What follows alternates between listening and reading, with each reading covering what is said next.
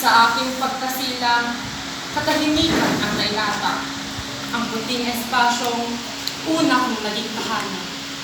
Labis ang pangangamba ng aking ama't ina, pagkat ang natilay napipinaata. Walang salitang namumutawi sa aking bibig at dila, kundi singhal at halingking na parang aso na pausap.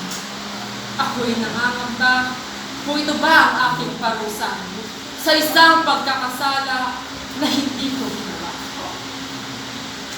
Naisip ko bang magsalita, magtalumpatit kumanta, ngunit ako'y hinahadlangan ng kapansanang dala-dala. Bawat kumpas ng aking mga kamay, mga salitang nais kong isalaysay. Bawat galaw at ekspresyon ay damdamin na kabaon. Maririnig ko pa kaya kumulat sa pool ay pinagkaitan na. Madidinig ko pa kaya kumulat sa pool ay pinagkaitan. Malalagpasan pa kaya ang kalbaryong pasang diwa.